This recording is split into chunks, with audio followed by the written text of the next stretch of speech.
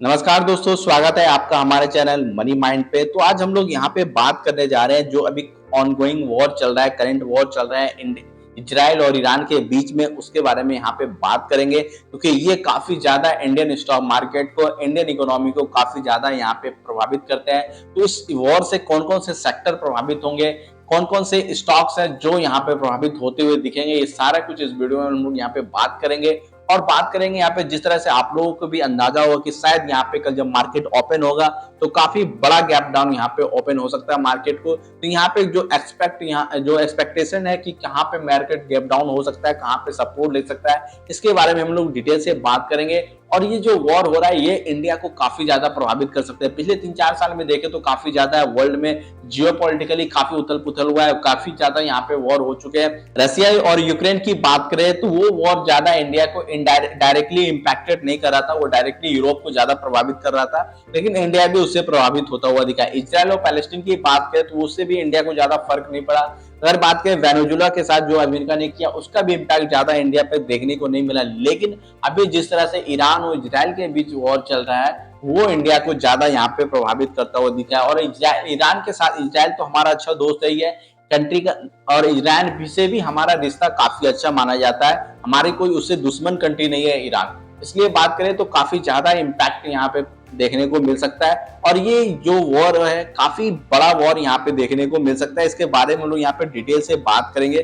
तो चलिए शुरुआत करते हैं इस वीडियो को। उससे पहले आपसे रिक्वेस्ट होगा प्लीज चैनल को सब्सक्राइब करके हमें सपोर्ट जरूर करें, काफी कम सब्सक्राइबर हमारे चैनल पे है, इसलिए आपसे रिक्वेस्ट होगा चैनल को सब्सक्राइब करें, वीडियो को लाइक करें ताकि हमें यहाँ पे सपोर्ट मिल सके। तो चलिए यहाँ पे बात करते हैं। तो अगर बात करें तो यहाँ पे सिर्फ वॉर ईरान और इजराइल के बीच नहीं हो रहा, पूरा मिडिल ईस्ट यहाँ पे एंगेज होता हुआ दिखा है। तो यहाँ पे देख सकते हैं लगभग यहाँ पे 5-6 कंट्री इसमें एंगेज है। तो हम कह सकते हैं कि एक मिनी वर्ल्ड वार जैसा चीजें यहाँ पे देखने को मिल रहा है। यूएई हो गया, सऊदी अरबिया हो गया, कतर हो गया, इजराइल, ईरान, अमेरिका, ये सारे लोगों का यहाँ पे कंट्री का इन्वॉल्वमेंट यहाँ पे देखने को मिला और सारे कंट्री में यहाँ पे अटैक होते हुए दिखे हैं। तो बात कर सकते हैं कि काफी बड़ा यहाँ पे इंडिया के लिहाज से देखें तो काफी यहाँ पे इम्पैक्ट देखने को मिल सकता है। मिडिल ईस्ट में काफी बड़ा बिजनेस पार्टनरशिप हमारा इन सारे कंट्रियों से रहता है, उसका इम्पैक्ट देखने को मिलेगा। लेकिन अगर इन सब सारे वॉर के बीच अगर देखें तो जो सबसे मेन पॉइंट है जिससे इम्पैक्ट पड़ता है इकोनॉमी पे, वो है यहाँ पे स्टेट ऑफ हॉर्मुज, जो कि ईरान के कब्जे में आता है। और ईरान इस स्टेट का इस्तेमाल अक्सर यहाँ पे प्रेशर टैक्टिक्स के रूप में करते रहता है,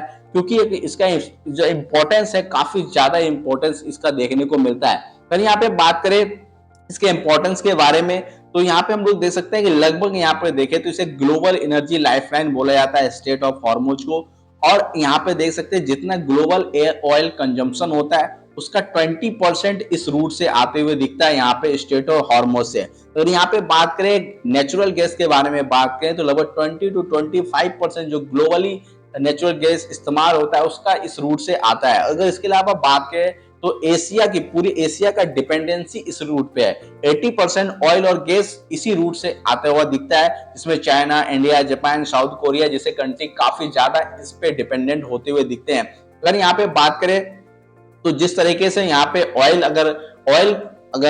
का रूट अगर यहाँ पे चौक हो जाता है तो ये पूरे इकोनॉमी को यहाँ पे प्रभावित करता हुआ दिखा है। अपने आप में जो एनर्जी है वो काफी बड़ा सेगमेंट है जिसका अगर देखें तो इम्पैक्ट सभी सेक्टर पे पड़ते हुए दिखता है। लेकिन अगर यहाँ पे बात करें तो यह रूट है, समुद्री रूट है, तो इसका मतलब ये नहीं कि सिर्फ यहाँ पे ऑयल पास होता होगा, कई और चीजें भी यहाँ पे पास होते हुए दिखते हैं। अगर यहाँ पे बात करें ऑयल के अलावा तो यहाँ पे देख सकते हैं engineering goods, heavy machinery, industrial component, electrical equipment, ये सब चीजें भी इस रूट से देखने को जाते हुए देखने को मिलते हैं। अगर इसके अलावा यहाँ पे बात करें तो जेम्स एंड ज्वेलरी, जिसमें इंडिया का काफी ज्यादा यहाँ पे शेयरिंग होता है, agriculture, food products, chemicals, petrochemicals, construction material, industrial export, ये सारे सेगमेंट है इस रूट से आते जाते देखते हैं। और बड़ा यहाँ पे भारत के लिहाज से कहें तो भारत की इकोनॉमी और भारत के स्टॉक मार्केट लिहाज से करें तो बड़ा यहाँ पे नेगेटिवली इम्पैक्ट होता हुआ दिख सकता है। इसके अलावा यहाँ पे बात करें तो इंडिया की अगर देखें तो इंडिया का एक्सपोजर की बात करें यहाँ पे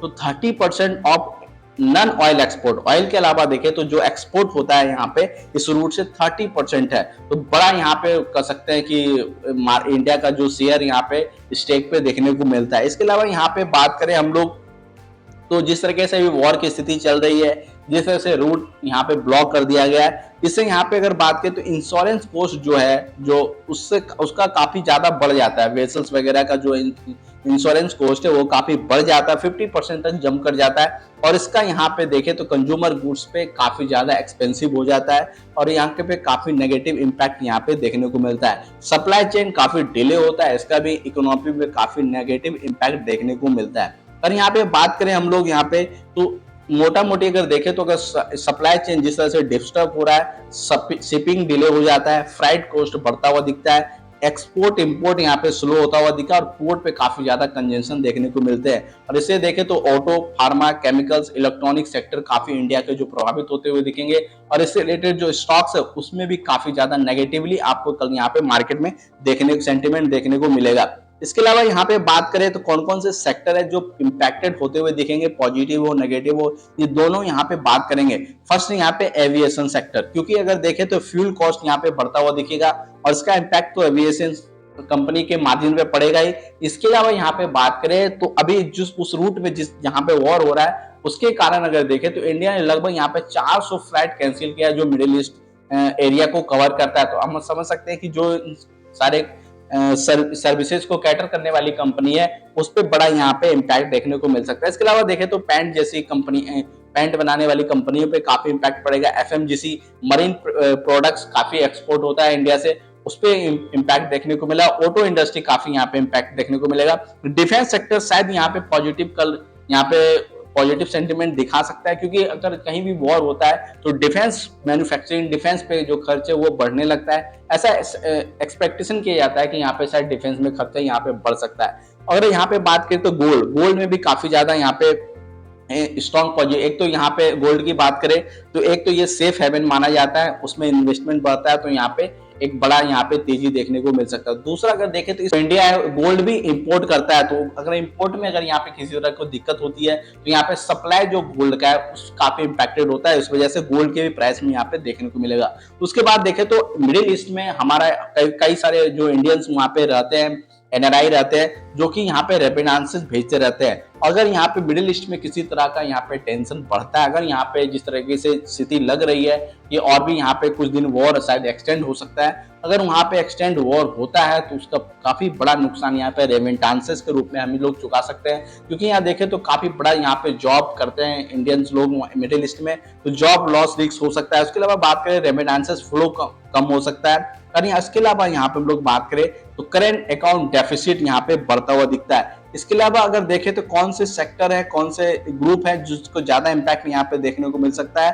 तो यहाँ पे अडानी ग्रुप काफी इंपॉर्टेंट है इस सेगमेंट में, क्योंकि यहाँ पे अडानी ग्रुप का एक पोर्ट है हाइवा पोर्ट जो इजराइल में, उस पर इम्पैक्ट यहाँ देखने को मिल सकता है। हालांकि यहाँ पे बताया गया कि पोर्ट को कुछ ज्यादा नुकसान नहीं हुआ है, काफी सिक्योर है, इस वजह से कुछ ज्यादा देखने को नहीं मिलेगा। लेकिन इन सारे सेक्टर की मैं बात करें तो बिजनेस काफी इंपैक्टेड होता है। और सबसे इंपॉर्टेंट अगर देखें तो ओवरऑल मिलाकर देखें तो सबसे ज्यादा इंपैक्ट यहाँ पे इंडियन रूपी पे पड़ता है और इंडियन रूपी यहाँ फिर से कमजोरी दिखा सकता है। और इंडियन रूपी जब कमजोर होता है तो एफआईज इससे ज्यादा भयभीत होते हैं। और भी कारण हो सकते हैं एफआईज का माल बेचने का, लेकिन जब इंडियन रूपी यहाँ पे कमजोर होता है तो एफआईज का एक बहुत बड़ा कारण बन जाता है यहाँ पे बिकवाली करने का।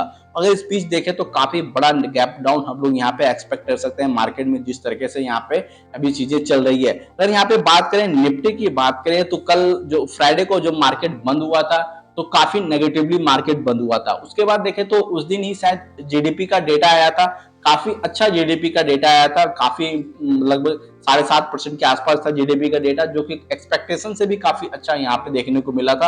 अगर यहाँ पर वॉर जैसी चीजें नहीं होती तो मार्केट जरूर रिएक्ट करता है। उसके बाद देखें तो जीएसटी का डेटा आया था कल। आज देखें तो ऑटो का नंबर्स आया, काफी अच्छे ऑटोस के नंबर्स आते हुए दिखे बहुत सारे कंपनियों के, तो उसका इम्पैक्ट देखने को मिलता है। लेकिन जिस तरह से चीजें हो रही है ये सब चीजों का यहाँ पे नेगेटिव इम्पैक्ट देखने को मिलेगा और मार्केट इन सब चीजों पे रिएक्ट ज्यादा नहीं करेगा और नेगेटिव ज्यादा इम्पैक्ट करेगा जो वॉर जिस तरह से चल रही है। और यहाँ पे बात करें तो मार्केट अगर देखें तो निफ्टी लगभग 25,180 के आसपास यहाँ पे बंद हुआ। अगर गैप डाउन ओपन होता है मार्केट, जो कि 100% श्योर है हो सकता है मार्केट गैप डाउन, तो शायद यहाँ पे 25,800 के आसपास इसका सपोर्ट है मार्केट का। तो यहाँ पे मार्केट शायद अगर यहाँ पे सपोर्ट लेता है तो ये मार्केट यहाँ से शायद यहाँ पे होल्ड करे, यहाँ से बाउंस बैक करे, लेकिन अगर इसे सपोर्ट नहीं करता है मार्केट तो 24,500 के पास यहाँ पे मार्केट आ सकता है। यानी कि अगर बात करें तो लगभग हम लोग देख सकते हैं लगभग 500 से 600 पॉइंट यहाँ पे निफ्टी गिर सकता है और 24,400 के आसपास यहाँ 24,500 और 24,400 के बीच यहाँ पे मार्केट आ सकता है। जो कई सारे जो एक्सपर्ट है वो बता रहे हैं कि शायद मार्केट 24,500 और 24,400 के बीच सपोर्ट ले सकता है। यानी कि लगभग 600-700 पॉइंट यहाँ से मार्केट और भी डाउन हो सकता है, जो कि बड़ा नेगेटिव यहाँ पे देखने को मिल सकता है। जिस तरह से धीरे धीरे मार्केट यहाँ पे रिकवर कर रहा था, एफआईज की थोड़ा बहुत खरीदारी भी कर रहा था एफआई, कई सारे अच्छे न्यूज भी आ चुके हैं, जैसा कि मैंने बताया कि जीडीपी का डेटा आया, ऑटो सेल्स अच्छे नंबर आ रहे थे। ये सारी चीजों के बावजूद अगर देखें तो फिर से यहाँ पे मार्केट एक नेगेटिव टेरिटरी में जाता हुआ दिख सकता है। देखते हैं कल मार्केट में क्या हो सकता है। आपका एक्सपेक्टेशन है क्या मार्केट बड़ा गैप डाउन दे सकता है या ज्यादा रिएक्ट नहीं करेगा या बाउंस बैक कर जाएगा बड़ी गिरावट के बाद? कमेंट बॉक्स में जरूर बताएं। इन्फॉर्मेशन अच्छा लगा तो वीडियो को जरूर लाइक करके जाएं और आपसे रिक्वेस्ट है प्लीज चैनल को सब्सक्राइब करके हमें सपोर्ट जरूर करें।